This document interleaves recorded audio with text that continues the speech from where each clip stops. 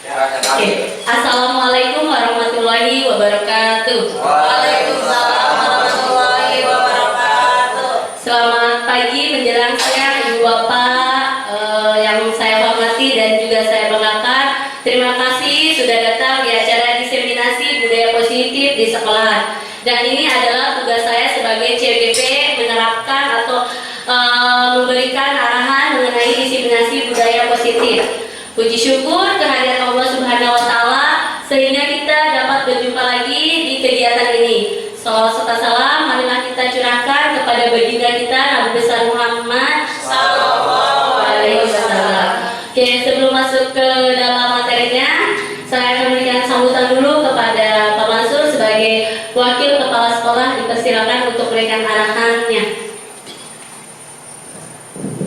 Terima kasih. Saya izin berdiri ya. Assalamualaikum warahmatullahi wabarakatuh. Alhamdulillah wassalatu wassalamu syukur kita panjatkan pada Allah Subhanahu wa taala.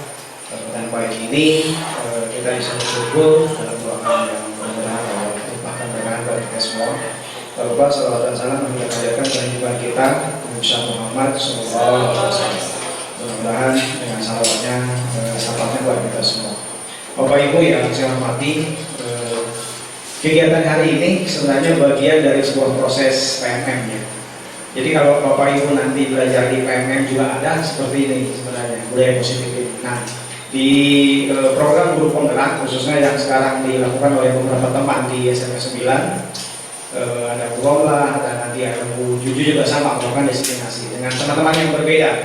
Sebenarnya sih pengennya satu sekolah, tapi kan tidak mungkin karena waktu dan hari ini juga banyak kegiatan yang berbeda juga ada di luar kegiatan.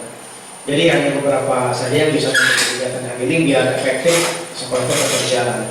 Apa fungsinya diseminasi ini adalah bagian dari sebuah proses yang dilakukan oleh calon guru penggerak terkait dengan aksi nyatanya membudidayakan budaya positif di sekolah.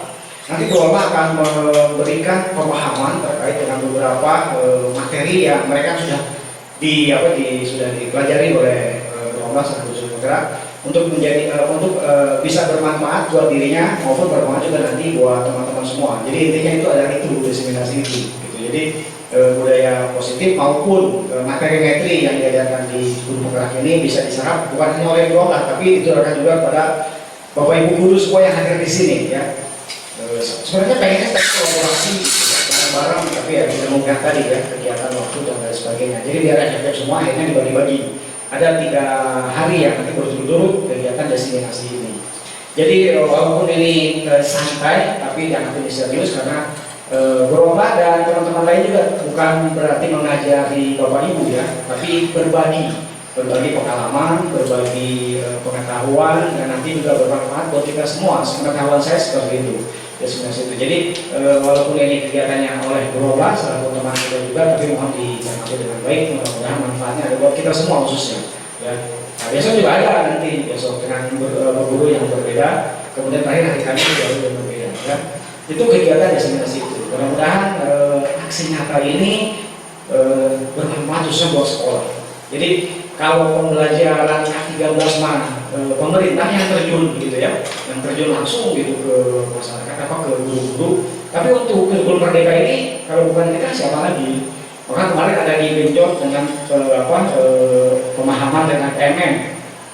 Saya melakukan sekolah melakukan beberapa kebijakan terkait dengan semua guru wajib mengikuti apa itu platform mereka mengajar.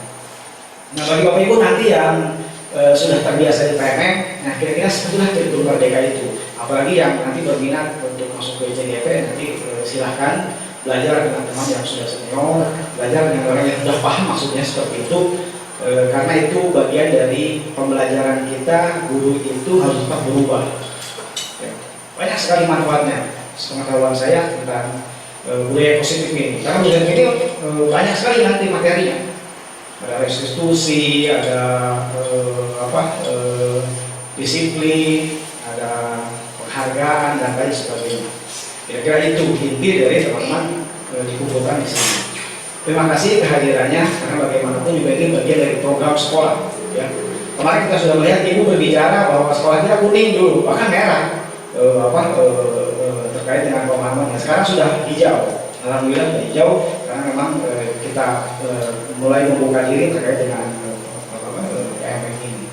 Nah, salah satunya adalah beberapa teman yang sudah masuk CGP. Dan nanti biasanya lebih banyak lagi teman-teman yang ikut prestasi di CGP ini, ya. Kira-kira seperti itu.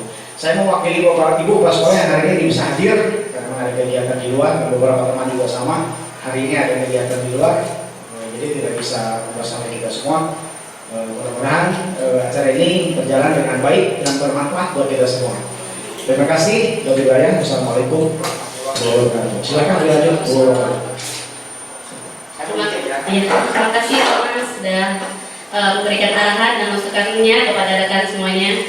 Oke, langsung aja ya sekarang mengenai diseminasi budaya positif. Sebelumnya ada yang sudah melaksanakan di PMM, apa itu budaya positif? Belum. Oke, selanjutnya di sini agendanya ada pembukaan, tadi sudah dibuka juga sama Pak Mansur sebagai wakil kepala sekolah, kemudian nanti ada pemahaman inti, dan yang terakhir adalah refleksi diri buat kita semua. Nah, materi yang akan saya sampaikan itu terdiri dari 6 macam. Yang pertama itu tentang disiplin positif dan nilai-nilai kebajikan universal. Yang kedua, teori motivasi, hukuman dan penghargaan, restitusi. Yang ketiga, keyakinan kelas. Yang keempat, kebutuhan dasar manusia dan dunia berkualitas. Yang kelima, restitusi 5 posisi kontrol. Yang keenam, segitiga restitusi. Selanjutnya. Nah, di sini disiplin positif itu sebenarnya saling berkesinambungan, ya. Baik mulai dari disiplin, kemudian nanti teori motivasi yang sudah dijelaskan kemarin pas kegiatan upacara pembinaannya sudah menjelaskan tentang teori motivasi, kemudian nanti ada nilai-nilai universal, keyakinan kelas, ketika anak bermasalah jika masuknya ke dalam segitiga restitusi, bagaimana kita menyikapinya ketika anak menjadi masalah. Jadi itu tidak langsung dihukum, tapi kita akan menjelaskan tentang menstabilkan identitas, validasi kebutuhan, dan menanyakan keyakinan. Setelah itu, di sini ada 5 kontrol. Yang pertama, penghukum, pembuat rasa bersalah, teman, pemantau, dan manajer. Nah, posisi kita itu sebagai guru ada di mana? Nah, nanti saya akan menjelaskan posisinya di sini sebagai manajer, ya. Ini adalah semuanya global. Nanti akan saya paparkan secara lebih rinci lagi. Nah, di sini pengertian dari makna disiplin positif. Disiplin positif itu berasal dari bahasa Latin yang artinya disiplin, yang artinya belajar. Makna asal dari kata ini berkonotasi dengan disiplin diri dari murid-murid dan murid-murid Squats dan Platon. Nah, di sini bisa Ibu baca, ya. Ini mengenai disiplin positif. Oke. Dan nilai-nilai universal itu terdiri dari sama aja, nilai-nilai universal itu sama dengan 6 dimensi profil pelajar Pancasila, ya. Tetapi berbedanya nih, kalau profil Pancasila itu ada 6, kalau nilai-nilai itu ada 7. Perbedaannya hanya dari nilai-nilai kebajikan. Kalau yang beriman, mandiri, benar kritis, kebinekaan global, bergotong royong, dan kreatif itu sama aja mengenai tentang 6 dimensi profil pelajar Pancasila. Nah, oke, di sini saya akan menjelaskan teori motivasi perilaku manusia itu menjadi 3 bagian. Yang pertama itu motivasi eksternal, yang ketiga adalah motivasi internal. Mungkin sekali kita sering menghadapkan siswa-siswa yang luar biasa. Apakah mereka itu motivasi dari eksternal atau dari internal? Nah, kita bisa lihat yang pertama untuk menghindari ketidaknyamanan lingkungan. Jadi mereka itu kayak datang ke sekolah itu kayak bukan dorongan dari diri dia sendiri, tapi dari orang lain. Gimana ya kalau seandainya saya itu harus datang dengan tepat waktu? Biar apa? Biar saya tidak dihukum, biar saya tidak dipanggil lagi sama BK, dipanggil lagi sama wali kelas. Nah, itu berarti motivasinya dari eksternal, yaitu tidak ada dari dorongan sendiri. Padahal sekolah itu kan kewajiban dia melaksanakan apa? Dia untuk mendapatkan ilmu, pengetahuan juga, buat apa? Buat nantinya dia di masa depan. Jadi ada dorongan dari diri dia sendiri, bukan dari orang lain. Nah, ini adalah 3 motivasi tentang perilaku manusia. Nah, di sini ada konsekuensi dan hukuman. Nah, sebenarnya kalau mungkin dulu hukuman, kalau sekarang bahasanya karena mungkin ada revisi yang terbaru lagi, jadi ke konsekuensi. Nah, perbedaannya adalah konsekuensi menurut Kamus KBBI akibat dari suatu perbuatan, pendirian dan sebagainya. Yang kedua, hukuman adalah sebuah cara untuk mengarahkan sebuah tingkah laku agar sesuai dengan tingkah laku yang berlaku secara umum. Menurut Bapak Ibu yang ada di sekolah itu, sekolah kita ini saat ini kebanyakan hukuman atau konsekuensi. Kan kita sudah melihat nih anak-anak dari hari Senin sampai hari Jumat, terus anak-anak itu ada yang mungkin berdiri di sini, kenapa dia terlambat? Nah, terus ada juga anak-anak setelah upacara, itu termasuknya ke dalam hukuman atau konsekuensi? Hukuman. Kenapa bisa dikatakan hukuman? Silakan. Ya. Kenapa dikatakan ketika anak datang terlambat, kemudian anak dikasih untuk membersihkan lingkungan sekolah atau apa, itu dikatakan konsekuensi atau hukuman?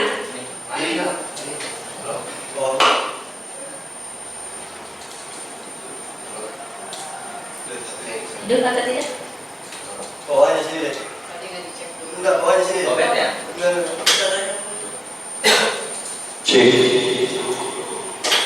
Kalau menurut saya itu konsekuensi, artinya sebab akibat. Ya, artinya mungkin sebabnya dia mungkin telat dan yang lain, akibatnya dia dihukum. Tapi sebelum dia dihukum seperti itu, kan memang sudah ada aturan yang dibuat oleh sekolah. Mungkin itu, Bu. Terima kasih. Terima kasih Pak Amin. Berarti yang dikatakan Pak Amin adalah konsekuensi, karena dia emang di sini sudah ada aturannya, sudah ada kesepakatannya, tetapi mereka melanggar. Itu konsekuensi yang akan mereka lakukan. Gimana kalau Pak Isan? Ketika anak datang terlambat nih, terus anak itu dikasih membersihkan lingkungan atau apa, itu termasuknya konsekuensi atau hukuman? Ya, kalau menurut saya mungkin maksudnya ke hukuman, karena baik lagi ke tadi bahwa ketika siswa terlambat dan sebagainya dia dihukum gitu ya, dihukum tadi apa namanya? Bersih lingkungan. Kemudian apa lagi tadi? Ketika mereka terlambat nanti kan pasti ada teguran dari wali kelas, dari Mika. Ya, dibariskan di depan dan sebagainya. Dari ini kalau menurut saya hukuman itu aja sih. Oke, terima kasih Pak Isa. Berarti ada dua, kalau kata kita melihatnya kita dari segi kacamata seperti apa anak itu, apakah termasuk di penghukuman atau konsekuensinya. Nah, di sini saya akan berikan contoh. Oke, di sini ada berbagai macam tindakan guru, mungkin ibu bapak juga sudah melakukan. Ya, silakan ibu bapak untuk maju ke depan. Apakah yang pertama itu termasuk ke hukuman, konsekuensi atau hukuman? Ya, silakan ya, ibu bapak. Saya akan membagikan. Jadi nanti tinggal tempel di sini. Nanti jawabannya apakah betul atau salah. Yang warna pink hukuman. Ya. Begitu bukan aturannya. Kuningnya kuning hijau. Banyak. Jadi jawabannya ini apa aja? Apa aja? Mau kuning hukuman, mau kuning konsekuensi, apa ya? Ini Warna aja. Dan warna. nanti jawabnya di sini aja nih. Ya, ibu bapak di sini. Ini bisa nempel atau? Bisa nempel. Tempel ini tempel bapak ibu ini. Pertanyaannya ada tidak bapak ibu?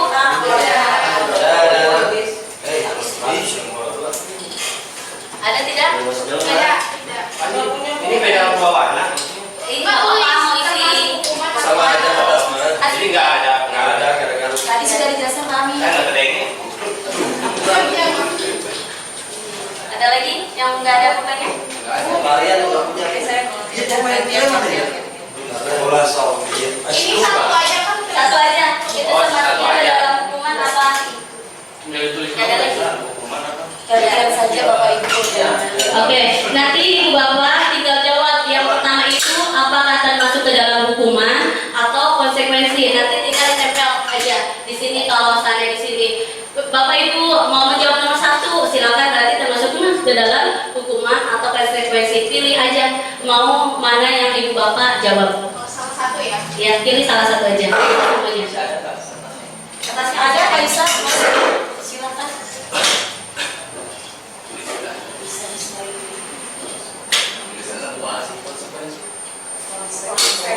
Ada dulu ya. Konsekuensi. Itu hukuman atau konsekuensi satu. Berapa satu guru satu jawaban. Satu jawaban aja. Jadi satu guru satu jawaban aja. Oke, silakan tempel. Mau jawab nomor berapa? Nomor 1. Oh, bebas ya. Bebas. Oke, ya. Pilih salah satu aja. Oke, terima kasih Kak Isa.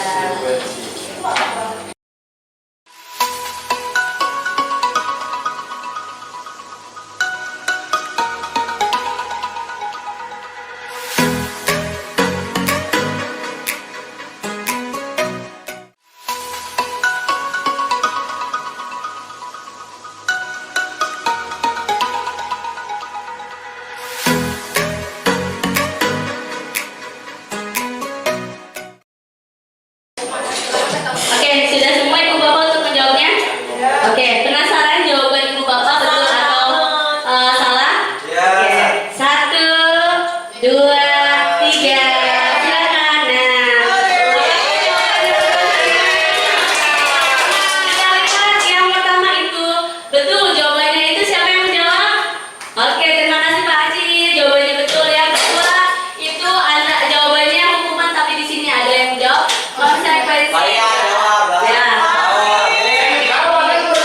Ya, yang ketiga itu tentang hukuman dan hukuman betul. Yang keempat, konsekuensi betul. Yang kelima itu konsekuensi juga betul.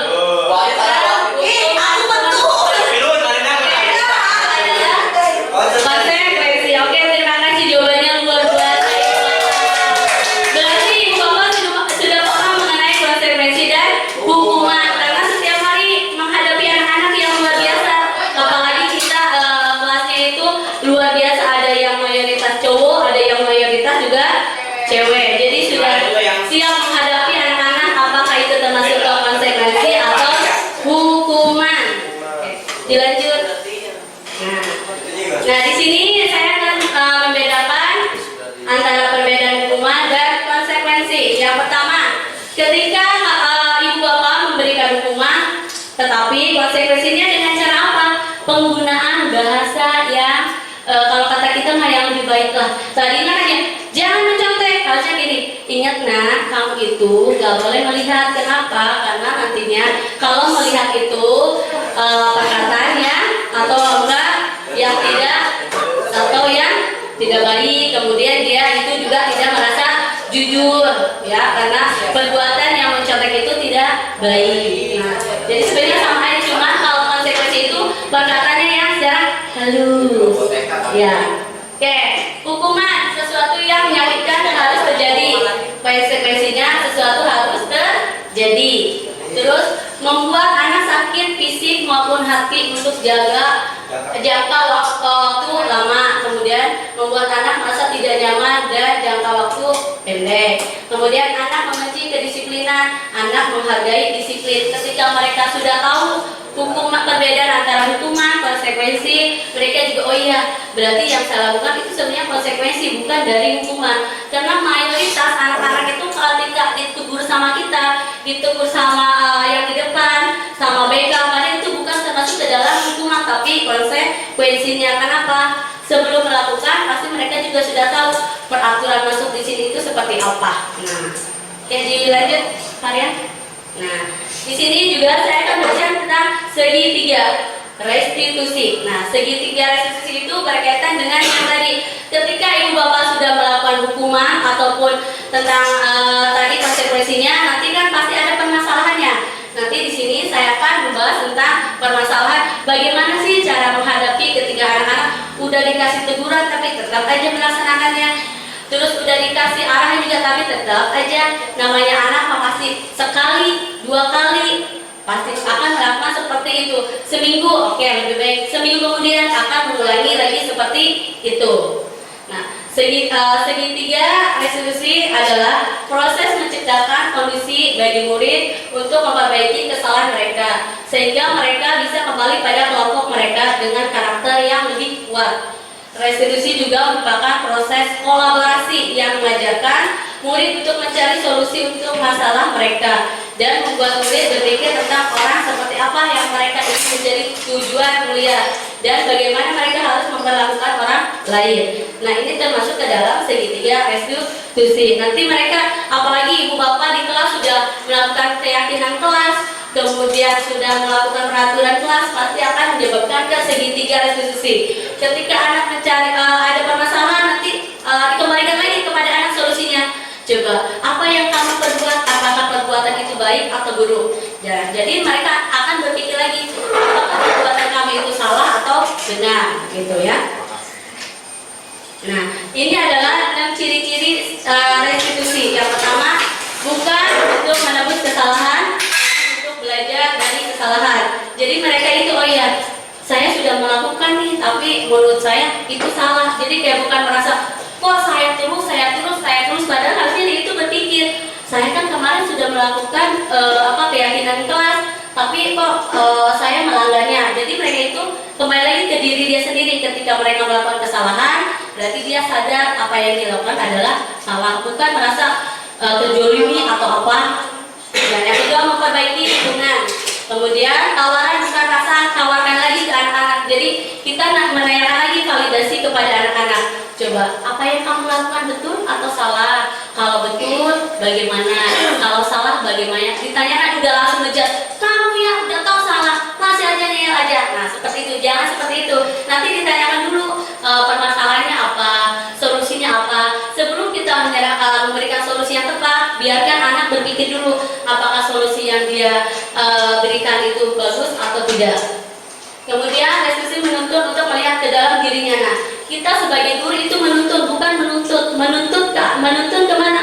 Ke arah yang lebih baik lagi. Ketika emang kita juga sama manusia pasti memiliki kesalahan, tetapi kesalahan itu bisa kita perbaiki dengan hal-hal positif. Setiap manusia pasti memiliki kesalahan, gak mungkin tidak memiliki kesalahan, karena tidak ada manusia yang sempurna. Kembali lagi ke diri kita sebagai pendidik ya. Jadi kita itu menuntut anak, diajak anak untuk diskusi, kemudian diajak lagi untuk apa lagi? Untuk memecahkan permasalahannya, baik di kelas maupun di teman lingkungan sekitar. Diajak, dirangkul lah lebih tepatnya. Yuk anak-anak, pasti ibu bapak juga kalau seandainya sebagai guru udah merasakan gimana caranya luar biasa mendidik anak, karena kita itu kan menciptakan anak yang benar-benar, pasti kita juga harus diri kita juga harus benar-benar untuk menciptakan anak-anak.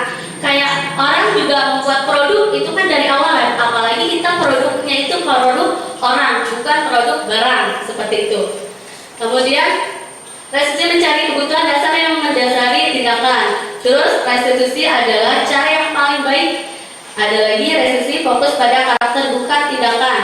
Kemudian restitusi fokus pada solusi, dan restitusi mengembalikan murid yang berbuat salah pada kelompoknya sendiri. Mungkin juga apalagi sekarang banyak sekali permasalahan yang dihadapi ibu bapak mengenai peserta didik ya. Nah, di sini keyakinan kelas. Nah, mungkin ada yang sudah melakukan keyakinan kelas atau bikin peraturan kelas di kelasnya. Ya, sudah. Nah, kebanyakan kan yang dibuat itu pasti kan peraturan kelas, bukan keyakinan kelas. Nah, kalau sama aja, cuman kalau peraturan kelas itu kayak jangan membuang sampah sembarangan. Kalau keyakinan kelasnya jaga lingkungan. Untuk apa? Untuk kebersihan itu. Kalau peraturan itu kayak lebih menekankan lagi, kalau keyakinan lebih ke mereka ingat kemudian kata-kata yang lebih halusnya seperti itu. Keyakinan kelas dibagi menjadi dua. Yang pertama, guru berperan dalam mewujudkan terbentuknya keyakinan sekolah kelas dengan adanya kesepakatan antar guru dan murid. Kemudian yang kedua, keyakinan kelas sekolah merupakan kesepakatan yang mudah dan ingat, dipahami dan diterapkan dalam lingkungan sekolah. Nah, keyakinan ini juga sudah dibuat oleh ibu bapak di dalam kelas. Tinggal ibu bapak menerapkannya bagaimana. Karena kita itu guru, perannya itu lebih penting, dan pasti kita juga membutuhkan apa? Kolaborasi terhadap siapa? Terhadap guru-guru yang mengajar di situ. kemudian terhadap siapa lagi, anak-anak yang ada di situ. Jadi sama-sama membuat keyakinan kelas. Biar apa? Ketika membuat keyakinan kelas itu mereka paham lagi. Apalagi keyakinan kelas itu sama ibu bapak diketik, kemudian ditempel di paling belakang atau paling depan, biar mengingat. Kalau mungkin kalau secara tulisan ketika lupa diingatkan lagi, dilihat keyakinan kelas kita apakah selama ini sudah dilaksanakan atau belum. Kalau belum, yuk bareng-bareng kita melaksanakan keyakinan kelas. Ketika ibu salah diingatkan lagi sama anak-anak, sama juga ketika anak-anak salah diingatkan lagi sama rekan sejawatnya dan ibu bapak. Jadi saling berkolaborasi, baik dari anak murid maupun dari guru, kemudian dari yang lainnya. Karena kalau seandainya berjalannya sendiri itu sulit sekali, karena kita itu adalah harusnya adanya kolaborasi untuk saling apa, keyakinan kelas itu akan berjalan dengan baik. Nah, di sini juga akan melaksanakan seperti ini lagi ya, seperti tadi, tapi ini merupakan tentang keyakinan kelas. Nah, kalau di sini kan peraturan, nah, keyakinan kelas untuk ibu bapak apa? Pasti sudah tahu alasannya. Tidak boleh mencontek, berarti keyakinan kelasnya apa? Jujur. Kemudian tidak boleh datang terlambat, berarti keyakinan kelasnya apa? Apakah disiplin? Apakah tanggung jawab? Nah, tidak boleh berkata kasar, berarti keyakinan kelasnya apa? Menghargai orang lain. Seperti itu ibu bapak ya. Pastikan keyakinan kelas itu ada apa aja sih? Ada tanggung jawab, disiplin, saling menghormati, menjaga lingkungan, mandiri, itu yang termasuk ke dalam keyakinan kelas itu. Silakan ibu bapak untuk menjawab pertanyaan ini. Maksudnya jawabannya Bebas menjawabnya seperti tadi lagi. keyakinan sama Jawabannya jadi contoh, selalu kembalikan ke buku tepatnya, apakah itu termasuk ke dalam tanggung jawab. Nah, apakah termasuk ke dalam mandiri, apa termasuk ke dalam saling menghormati, seperti itu. Jadi kata-kata yang halus. Iya. Contoh, dilarang melakukan kekerasan, berarti bahasa halusnya apa? Apakah saling menghargai? Nah, gitu. Berkali-kali ada memuji. Nah, silakan ibu bapak. kalimatnya dilupa. Bukan kalimatnya bukan, tapi secara garis intinya apa? Diperhalus. Kalau kita harus lagi. Nah, Selalu kembalikan buku tempatnya kan. contohnya, Yang belum itu dilarang mengganggu orang lain. nah apa itu? Jarang mengganggu orang lain. Silakan. Contohnya lagi saya berikan apa namanya, datang dengan tepat waktu, berarti dengan apa? Disiplin waktu. Kemudian tidak boleh, silakan lebih dari satu juga boleh, bebas. Boleh, silakan. Yang lain silakan.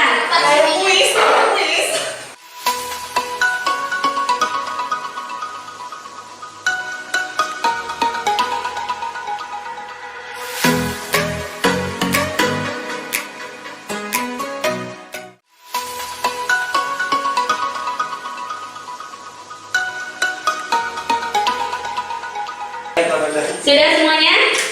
Oke. Terima kasih Bu Bapak sudah menjawab. Kemudian tepuk tangan untuk semuanya. Luar biasa Ibu Bapak, antusias sekali untuk menjawab pertanyaan yang dari ini. Mau tahu jawabannya? Penasaran atau tidak? Karena ini tuh bentuk, oh iya apa yang saya, dan sama aja ya seperti siswa juga ya, ketika anak menjawab dengan betul, dia ada antusias dari siapa? Dorongan dari diri sendiri. Ya, 1, 2,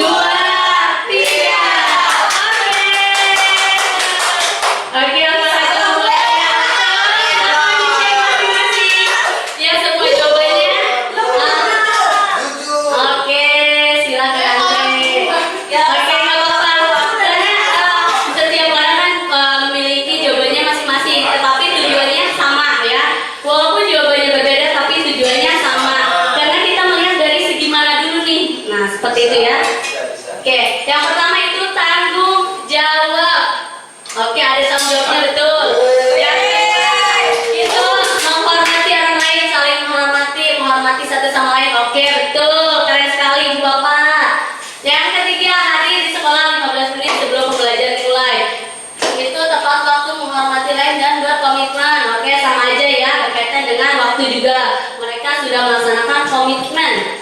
Terus dilarang melakukan kekerasan, berarti jaga keselamatan, jaga hati. Oke. Jaga hati, jangan apa hatinya. Oke. Tidak mencontek saat ujian, jujur. Bergantian atau menunggu giliran, berarti silakan antre. Oke, nggak apa-apa. Kemudian menjaga lingkungan sekolah itu tanggung jawab, bisa juga kebersihan. Terus jangan berdiri di kelas atau koridor, berarti disiplin etika, berjalan dengan keselamatan dan keamanan. Oke, semua jawabannya sudah betul semua ya. Keren sekali, luar biasa. Oke, dilanjutkan lagi ya materinya. Nah, ini contoh keyakinan saya yang sudah saya praktekkan di kelas. Bu, banyak tempelan, nggak kebaca. Oke, silakan. Nah, Pak Ade sekarang cabutin. Satunya apa? Iya, bantuin aku. Oke, ini adalah contoh keyakinan kelas. Di kelas saya itu kelas 12 PKJ 2. Walaupun mungkin anak-anak tidak langsung berubah, tapi setidaknya ada proses perubahannya. Ketika sudah melakukan keyakinan kelas, ketika mereka berkata kasar langsung, kemarin kan kita sudah melakukan keyakinan kelas, masa mau berkata kasar terus? Nah, ya jadi mulai berubahlah sedikit-sedikit, walaupun tidak langsung prosesnya luar biasa, tapi setidaknya ada progresnya, yaitu ada perubahannya. Itu tentang keimanan, doa sebelum dan sesudah pelajaran. Kemudian ada kebersihan, menjaga kebersihan ruang kelas, keamanan, saling menjaga barang-barang di kelas, kekeluargaan itu saling berinteraksi bersama teman, kemudian disiplin, datang ke sekolah dengan tepat waktu, kerapihan, berseragam sesuai dengan aturan sekolah, saling menghargai, saling menghormati, itu berbicara, tidak berbicara bahasa kasar, apalagi kelas 3 luar biasa sekali. Rasa yang tahunya itu sangat besar mengenai apa sih yang terjadi di sekarang, apa sih yang akan kita lakukan pada masa yang akan datang. Nah, untuk itu kita sebagai guru harus benar-benar ekstra menjaga apa kewarasan kita, kewarasan dari hal apa? Dari hal-hal yang negatif menjadi hal-hal yang positif, seperti itu. Nah di sini juga saya akan menjelaskan tentang kebutuhan dasar manusia. Semua orang pasti memiliki kebutuhan dasar manusia. Nah, di sini ada 5 kebutuhan dasar manusia. Yang pertama, penguasaan, kesenangan, kebebasan, kasih sayang, dan rasa terima, bertahan hidup. Nah, pasti anak juga pengen merasakan kebebasan. Saya nggak mau nih ada peraturan di sekolah, padahal kan ketika mereka datang ke sini sudah melihat juga peraturannya di sini kayak gimana, kemudian visi dan misinya seperti apa. Nah, setiap orang pasti pengennya itu rasanya bebas, tapi kembali lagi kebebasan itu kan pasti ada strukturnya. Nggak kalau kebanyakan kebebasan bablas banget, nanti efeknya akan seperti apa. Nah, kembali lagi setiap kebebasan pasti ada konsekuensinya ya yang terjadi. Yuk lanjut. Nah, sebelum masuk ke 5 posisi kontrol, saya akan memberikan video dulu ya, terlebih dahulu ya Bapak.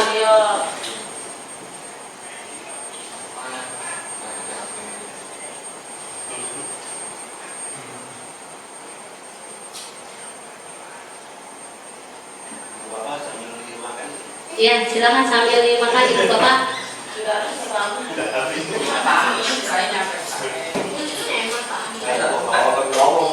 Ini 5 posisi kontrol seorang anak. Nah, kita adalah seorang guru. Silakan disimak dulu sambil direnungkan apakah yang kita lakukan itu sudah benar, apakah yang harus kita perbaiki lagi. Saya mau masuk.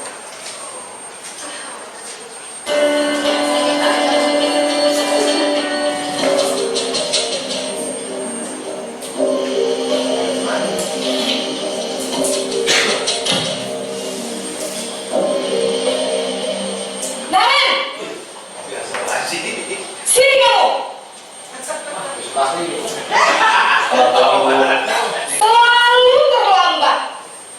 Kamu deh, pasti terlambat.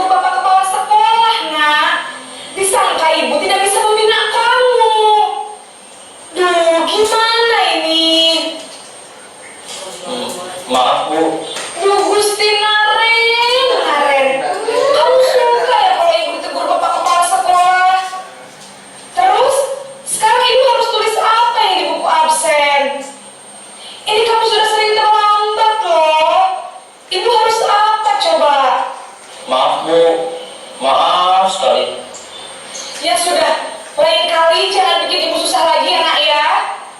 Ibu tidak akan kuat lagi kalau kamu begini terus. Bisa jantungan kalau ibu tegur bapak kepala sekolah. Sangat cepat kelas. Maaf ya Bu, maaf sekali. Posisi pembuat rasa bersalah berbicara dengan nada tenang.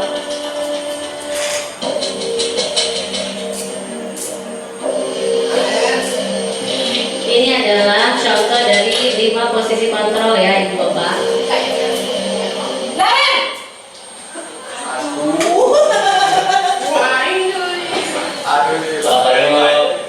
Wah, sudah jam berapa ini nak? Terlambat lagi ya sayang. Iya Bu, habis ibu saya lupa bangunkan saya Bu. Kamu malah menyalahkan ibu kamu. Kamu bukannya anak yang larinya paling kencang. Kok terlambat sih? Iya Bu, saya memang terlambat bangun tadi. Jadi biarpun saya lari kencang, tetap gak kekejar Bu.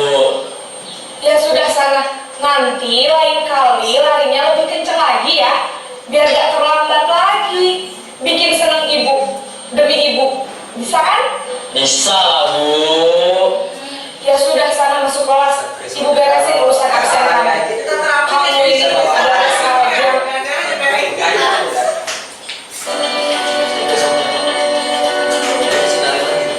Ini ada lagi.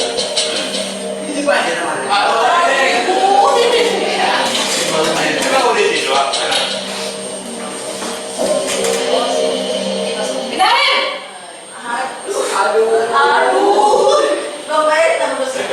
Selamat pagi Bu.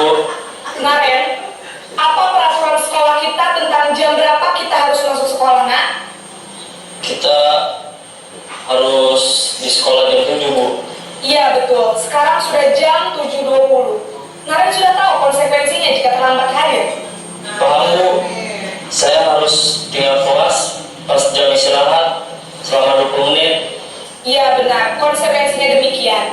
Jadi nanti jam 9.30 pas istirahat, kamu harus tinggal di kelas, kerjakan tugas tambahan untuk ketertinggalan kamu, ya? Baik Bu. Ini adalah posisi kita sebagai guru yang terakhir. Ada yang di kampung kan Bu? Yang di kampung. Sudah tidak ada lagi cara untuk kekerasan ya. Ini guru nih. Aduh, baik. Selamat pagi Bu. Selamat pagi Naren. Maaf Bu, saya terlambat. Iya, sekolah masuknya jam 7, sekarang sudah jam 7.20. Jadi sekarang bagaimana ini Naren? Maaf Bu, saya lupa setel alarm saya semalam. Baiklah, menurut kamu, keyakinan sekolah yang mana yang perlu kamu tingkatkan? Menghargai diri sendiri dan orang lain mungkin ya Bu. Setuju. Jadi, apakah Naren meyakini prinsip saling menghormati tersebut? Iya Bu, saya meyakininya. Apakah Naren bersedia memperbaiki masalah keterlambatan ini? Bersedia Bu. Bagaimana kamu akan perbaiki masalah keterlambatan ini? Saya akan coba untuk tidak lupa menyetel alarm saya Bu. Baik, kalau Naren lupa menyetel alarm di rumah, ada orang yang kira-kira bisa bantu mengingatkan tidak? Ada Bu, kakak saya, Kak Emma. Ada lagi selain Kak Emma? Selain Kak Emma, ada ibu saya. Baik, jadi yang mengingatkan Naren adalah Kak Emma dan ibu kamu ya? Kira-kira akan mulai setel alarm kapan nih Naren? Setelah pulang sekolah, akan segera saya lakukan. Baik, jadi Naren akan setel alarm untuk bangun besok pagi dan akan diingatkan oleh kakak dan ibunda Naren ya. Ada lagi yang mungkin perlu dilakukan Naren agar tidak terlambat bangun lagi? Tidak ada Bu. Baik Naren, terima kasih untuk kerjasama kamu. Sekarang kamu perlu kembali ke kelas untuk belajar. Baik Bu, terima kasih.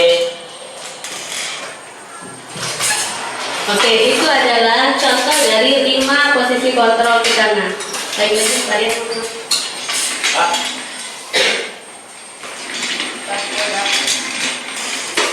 Oke.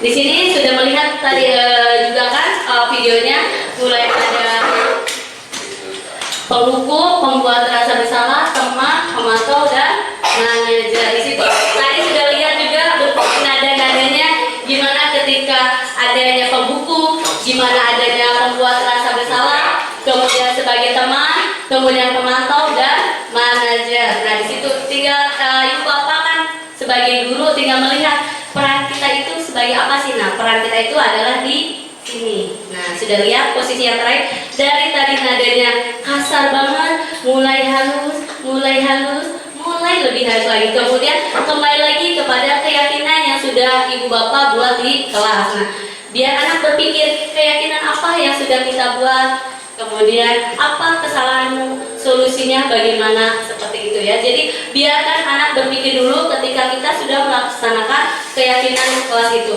dan konsekuensinya akan seperti apa. Lanjut saya. Nah, di sini posisi kontrol seorang guru yaitu sebagai manajer, ke bawah ya. Manajer. Yang pertama, guru berbuat sesuatu kepada murid, mempersilahkan murid, mempertanggungjawabkan dan mendukung murid. Yang kedua, posisi manajer. Manajer mengacu pada instruksi yang menjadikan murid sebagai manajer bagi dirinya sendiri, sehingga terciptanya identitas bagi dirinya sendiri. Jadi kita harus mengetahui di posisi kita itu sebagai apa. Seperti itu. Nah, selanjutnya saya akan menjelaskan tentang segitiga restitusi. Ini adalah materi yang mungkin ibu bapak ditunggu-tunggu. Kenapa? Karena ini berkaitan dengan kasus-kasus yang terjadi di lingkungan sekolah, baik itu di kelas maupun di luar. Mungkin bapak ibu sebagai wali kelas, sebagai kaprok, kemudian sebagai guru mata pelajaran. Pasti anak juga pernah menghadapi tentang, oh iya kemarin saya nggak mengikuti pelajaran Pak Ade, kenapa? Bisa tanyakan kepada guru yang bersangkutan, kemudian ditanyakan lagi kepada siswanya, kenapa tidak bisa mengikuti pelajaran tersebut. Jangan langsung, kenapa kamu tidak mau ikut pelajaran ibu? Emang ada masalah apa? Ya seperti itu.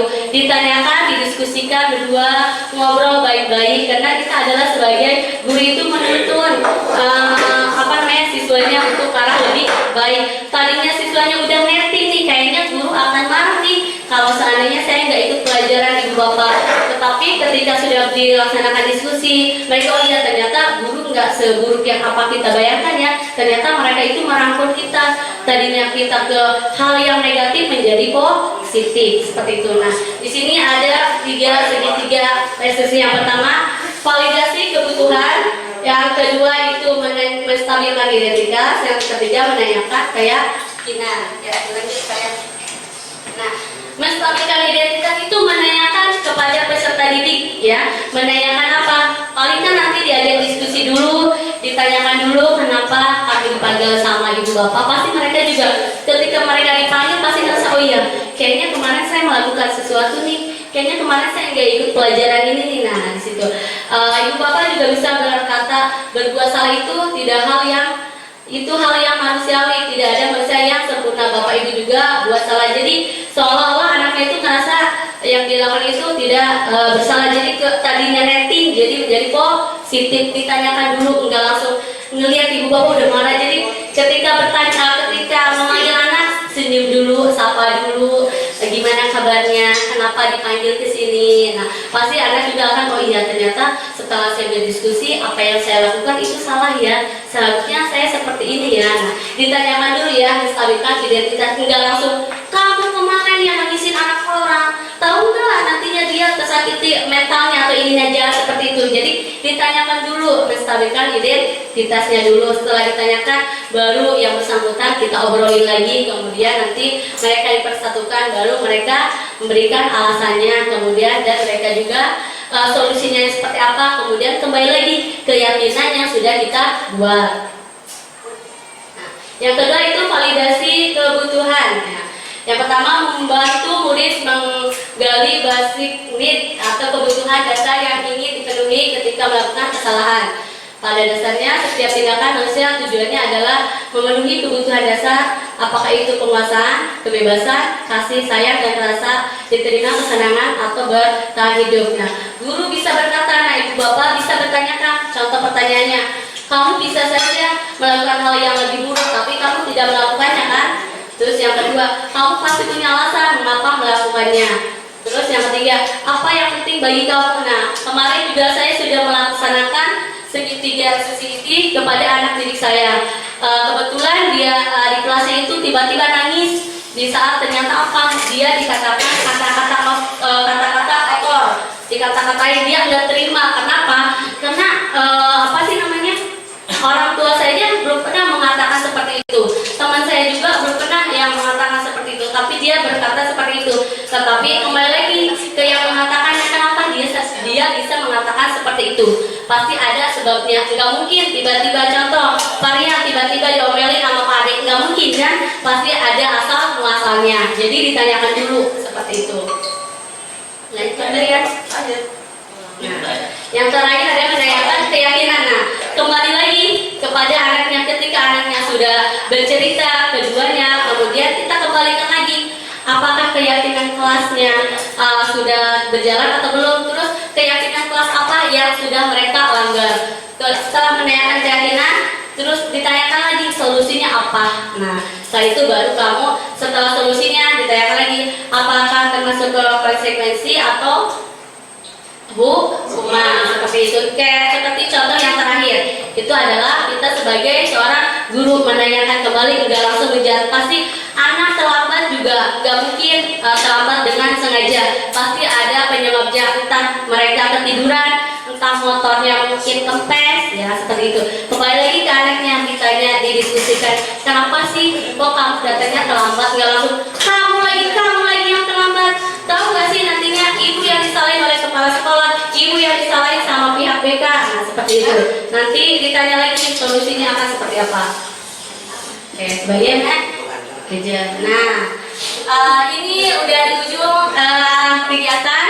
Sekarang kita refleksi dulu Ibu Bapak setelah saya menerangkan berbagai macam materi. Menurut Ibu Bapak, hal baru apa yang mengubah paradigma saya yang saya dapatkan? Kemudian perasaan apa yang muncul selama ikuti kegiatan ini, khususnya mengenai keyakinan kelas dan 5 kontrol seperti itu. Ya silakan Ibu Bapak yang mau refleksi untuk kegiatan ini. Mic-nya dipersilakan. Sengaja. Oke, silakan Pak Ani untuk si baik,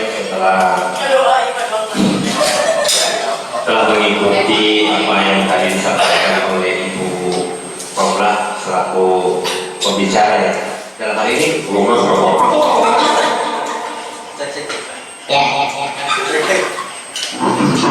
boleh bercanda. Baik, terima kasih. Apa yang tadi sudah disampaikan, mungkin hal baru yang saya dapatkan dari apa yang disampaikan oleh Bu Romla terkait tentang apa judulnya tadi?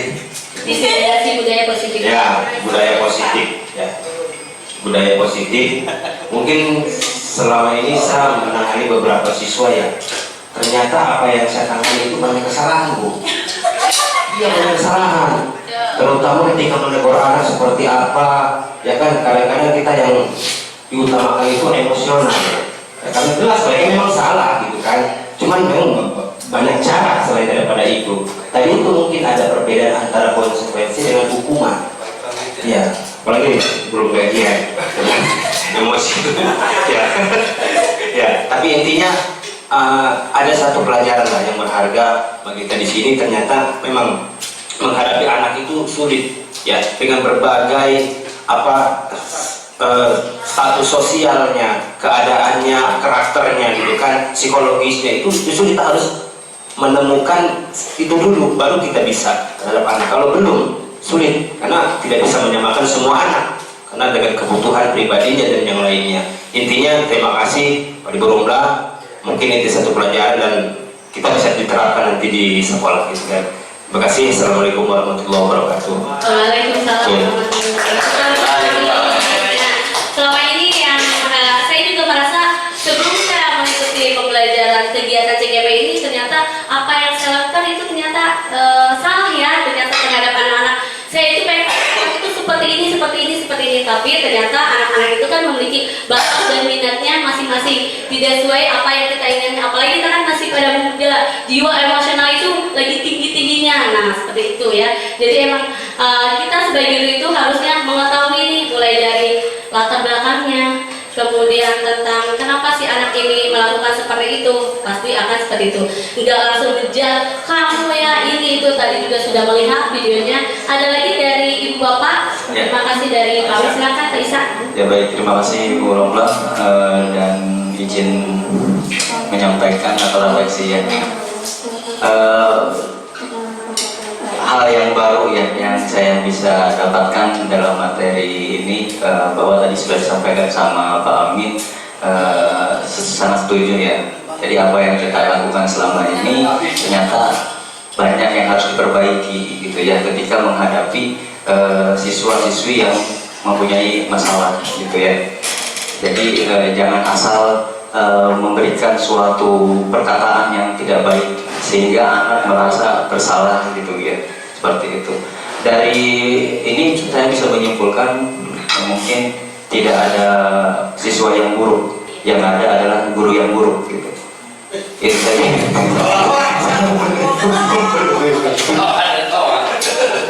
Oke, terima kasih Pak Isa. Ada lagi dari yang lain? Oke, silakan Pak Sohib.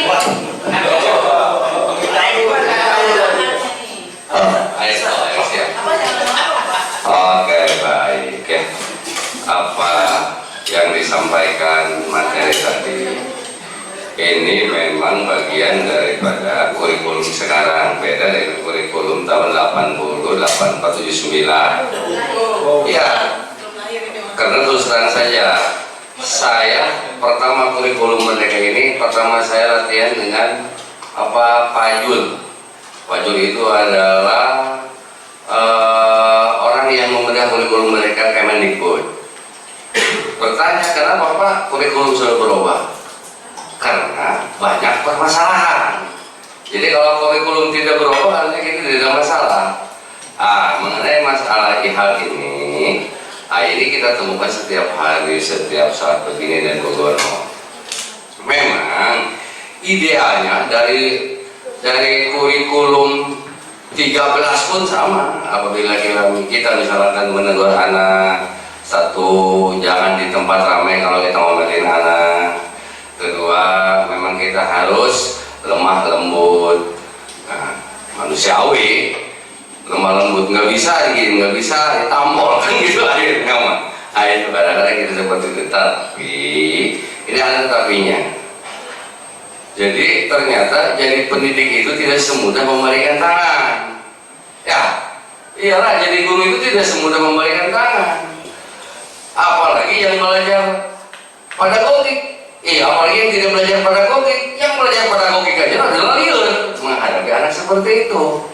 Ya, coba kalau kita sekalipun orang, saya mohon maaf ini, kadang-kadang saya mungkin 85% itu pedagogik saya hafal, luar kepala, penguasaan lu hafal, tapi tetap aja yang namanya rasa emosional masih ada. Ya, nah ini memang di dalam hal ini kan kaitannya emang susah gini. Ini kaitannya dengan kebekaan, tetapi kebekannya sekarang banyak seperti ini ya. Sebab sekarang setiap satuan pendidikan, kemudian mata pelajaran itu ada hal yang seperti itu. Ya, misalkan bahasa Indonesia ada, makanya di rapor sekarang mungkin misalkan bahasa Indonesia sikapnya gitu kan. Misalkan pendidikan agama sikapnya B, kemudian PKN sikapnya A. Ini ternyata penilaiannya berkaitan dengan hal itu. Nah, jadi memang jadi sekarang ini untuk penanganan atau penegur kepada siswa itu sekarang mah ada hati-hati. Ya, satu, bagaimana caranya siswa itu agar jangan sampai merasa dia itu merasa bersalah gitu. Ya kan? Kalau merasa bersalah kita, kamu sini gitu. Nah, kita pun sebenarnya bukan hukum ya, memberikan sanksi kepada siswa itu, memberikan kepada siswa itu di lapangan salah sebenarnya kita. Ya, cuma tidak terdetek, bukan tidak terlalu penuh dan waktunya sangat sempit, anaknya banyak, maka kadang-kadang kita di lapangan terjadi.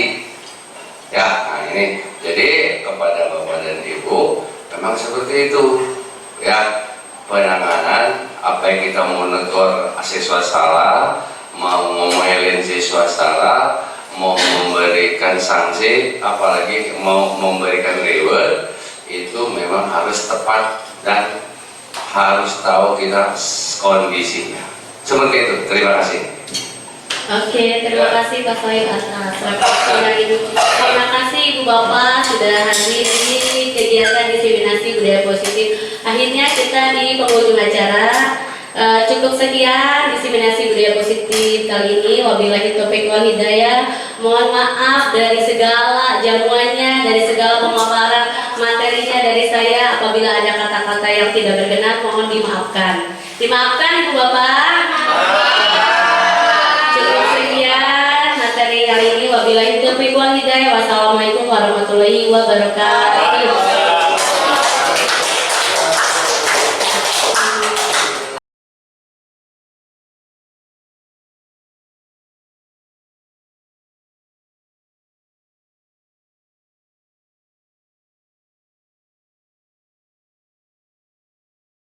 Keyakinannya disiplin. Yang ketiga, tidak menyela pendapat orang lain. Keyakinannya menghargai dan menghormati. Selanjutnya, peraturan kelasnya dilarang merusak fasilitas sekolah. Keyakinan kelasnya tanggung jawab. Yang kedua, dilarang bolos di sekolah. Keyakinan kelasnya disiplin. Yang ketiga, dilarang membuli. Keyakinan kelasnya menghargai orang lain. Ya, selanjutnya peraturannya datang ke sekolah tepat waktu. Keyakinannya disiplin waktu. Yang kedua, membuang sampah pada tempatnya. Keyakinannya menjaga kebersihan lingkungan. Yang ketiga, tidak mencontek saat ujian. Keyakinannya kejujuran. Selanjutnya peraturan kelas dilarang buang sampah di kolong meja. Keyakinannya tanggung jawab. Yang kedua, dilarang membolos di saat jam pelajaran. Keyakinannya disiplin. Selanjutnya peraturan kelas dilarang tidur saat belajar. Keyakinannya disiplin, menghormati guru. Yang kedua, datang sekolah tepat waktu. Keyakinan kelasnya disiplin. Yang ketiga, mengikuti kegiatan selasi, bertanggung jawab. Oke, tepuk tangan.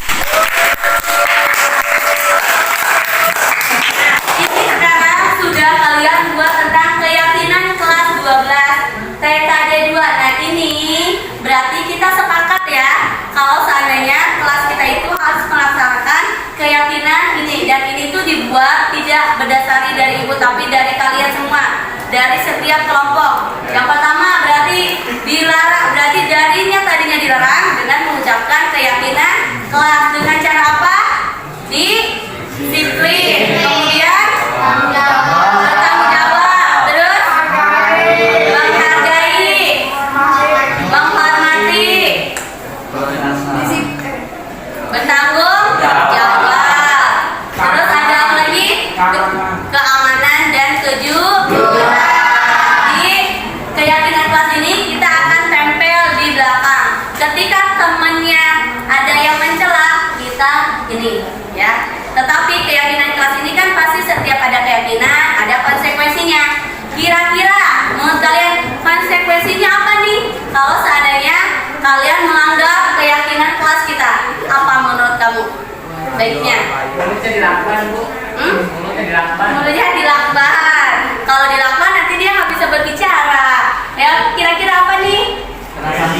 Dengan sanksinya apa? Apakah dia piket?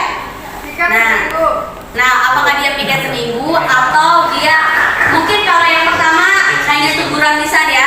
Karena kan setiap orang itu pasti memiliki kelupaan. Setiap orang itu pasti memiliki kesalahan. Nah, kalau yang pertama mungkin sama ibu atau sama teman-teman yang lain juga dikasih teguran lisan. Kalau saya lebih dari 3 kali baru kita kasih sanksi. Oke, sanksinya apa? Oke, setuju kalau saya piket seminggu atau cuma 3 kali atau gimana? Seminggu. Seminggu. Kalau dia sendiri dah, apa dia membantu teman-temannya yang piket? Bantu ya.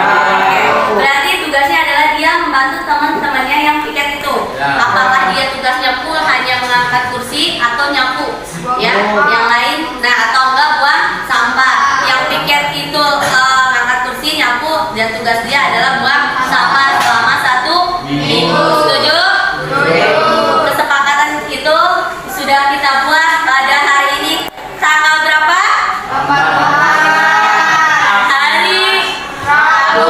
Assalamualaikum warahmatullahi wabarakatuh. Perkenalkan, nama saya Dede Andrani, saya dari kelas 12 TKJ 2. Setelah membuat testimoni keyakinan kelas 12 TKJ 2 bersama Bu Romlah, kelas saya menjadi lebih disiplin, tepat waktu, dan saling menghargai, dan makin kompak solidaritas ke depannya dari sebelumnya. Sekian dari saya, kurang lebih mohon maaf. Wabillahi taufiq wal hidayah. Assalamualaikum warahmatullahi wabarakatuh. Assalamualaikum warahmatullahi wabarakatuh. Perkenalkan, nama saya Jaskar Islami Rustam. Saya dari kelas 12 TKJ 2 dengan wali kelas Ibu Romlah. Saya di sini akan memberikan testimoni tentang keyakinan kelas, yaitu dengan keyakinan kelas saya menjadi lebih baik, lebih tertib dari sebelumnya. Saya harap dengan testimoni ini terus berlanjut, menjadikan kelas saya menjadi lebih baik lagi dari hari kemarin. Dan menurut saya segitu saja. Assalamualaikum warahmatullahi wabarakatuh. Assalamualaikum warahmatullahi wabarakatuh. Perkenalkan, nama saya Jaskar Islami Rustam. Saya dari kelas 12 TKJ 2 dengan wali kelas Ibu Romlah. Saya di sini akan memberikan testimoni tentang keyakinan kelas, yaitu dengan keyakinan kelas saya menjadi lebih baik, lebih tertib dari sebelumnya. Saya harap dengan testimoni ini terus berlanjut, menjadikan kelas saya menjadi lebih baik lagi dari hari kemarin. Dan menurut saya segitu saja. Assalamualaikum warahmatullahi wabarakatuh.